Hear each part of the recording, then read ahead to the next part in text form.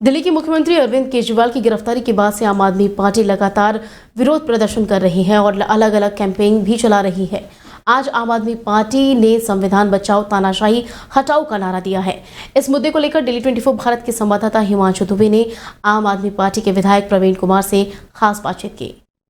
दिल्ली के मुख्यमंत्री अरविंद केजरीवाल की गिरफ्तारी के बाद से आम आदमी पार्टी लगातार विरोध प्रदर्शन भी कर रही है और सड़कों पर संघर्ष करते हुए नजर भी आ रही है। और आज आम आदमी पार्टी ने संविधान बचाओ तानाशाही हटाओ का नारा भी दिया है। हमारे साथ बातचीत करने के लिए जंगपुरा से आम आदमी पार्टी के विधायक प्रवीण कुमार जी। सर, जिस तरीके से आप लोगों ने नारा दिया है संविधान बचाओ तानाशाही हटाओ, आखिर इसकी वजह क्या है? क्यों आपको लगता है संविधान को बचाने की जरूरत है? देखिए, बीजेपी वाले कह रहे हैं कि हम संविधान को खत्म करेंगे और हम कह रहे हैं संविधान को बचाएंगे। इतनी सिंपल सी बात है। भारतीय जनता पार्टी के जो अयोध्या के सांसद हैं वो कह रहे हैं कि हमें 400 सीट चाहिए संविधान को बदलने के लिए, नहीं तो मेजोरिटी के लिए तो 272 ही काफ़ी है। ये कह रहे हैं कि नहीं, हमें संविधान को बदलने के लिए 400 सीटें चाहिए।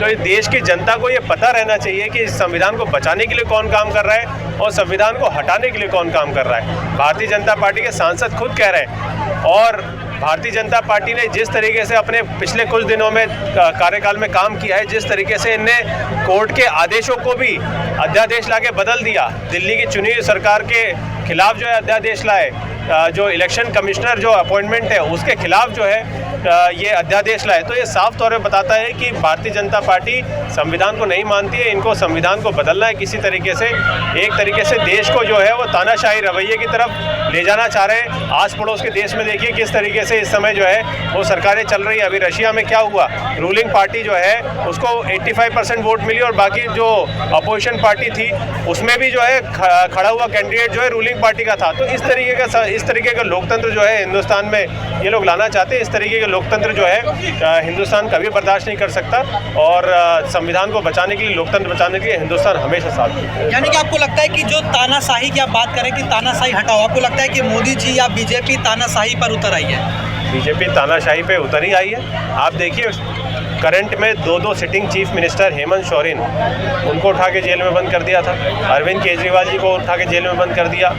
ये तानाशाही नहीं तो और क्या है। मनीष सिसोदिया शिक्षा में इतना अच्छा जिन्होंने काम किया उनको उठा के जेल में बंद कर दिया।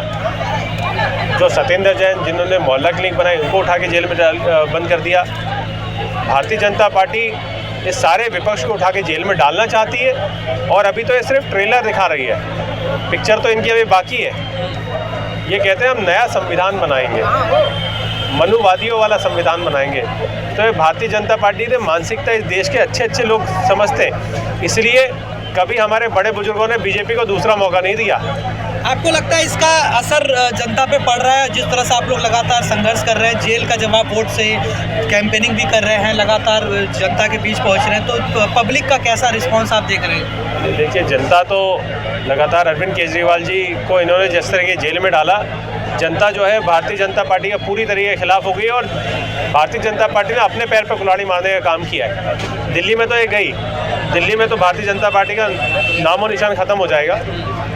और सिर्फ दिल्ली नहीं, आसपास के जितने राज्य हैं उसमें अरविंद केजरीवाल जी को गिरफ्तार करने के बाद एक ज़बरदस्त माहौल है और लोगों को समझ में आ गया है कि भारतीय जनता पार्टी विपक्षहीन सरकार चाहती है और देश के लोग जो कभी इस बात को बर्दाश्त नहीं करेंगे इस देश में विपक्ष ना हो। हमेशा इस देश में विपक्ष की भूमिका हमेशा रही है और भारतीय जनता पार्टी भी जब विपक्ष में थी तब भी उसके अधिकार सुनिश्चित थे। लेकिन अब भारतीय जनता पार्टी जब सत्ता में तब इन्होंने विपक्ष को उठा के जो है सीधे तरीके से सलाखों के पीछे डालने का काम किया। ईडी सीबीआई द्वारा जो है इनके टुटपुंजी है, उनके द्वारा जो है ये डराते धमकाते हड़काते हैं, उसके बाद बीजेपी में ज्वाइन करा देते हैं। जी, आखिरी सवाल बस ये रहेगा कि जिस तरीके से आज मैनिफेस्टो जारी हुआ है, संकल्प पत्र उसको कहा गया, और प्रधानमंत्री नरेंद्र मोदी ने तमाम तरह की बातें भी कही हैं और ये कहा है इस संकल्प पत्र के जरिए कि CAA जो है, NRC वो सब लागू भी होगा और UCC जो है वो भी देश की ज़रूरत है और वो UCC भी लागू किया जाएगा। भारतीय जनता पार्टी कुछ दिन पहले वन नेशन वन इलेक्शन का शुभ छोड़ा था, हुआ कुछ। इससे पहले भी UCC का लाया था, हुआ कुछ।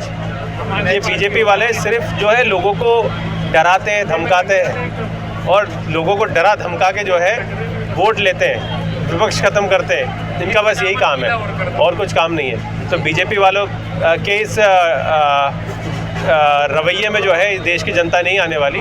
देश की जनता संविधान के लिए लड़ रही है, देश की जनता लोकतंत्र के लिए लड़ रही है और देश की जनता इस देश की एकता के लिए लड़ रही है लगातार। और देश की जनता जो है सच्चाई के साथ खड़ी है, ईमानदारी के साथ खड़ी है और देश को बचाने के लिए खड़ी है। बहुत धन्यवाद सर। तो देखिए, हमने बातचीत करी आम आदमी पार्टी के विधायक प्रवीण कुमार जी से। वीडियो जर्नलिस्ट संदीप के साथ मैं हिमांशु दुबे, डेली 24 भारत।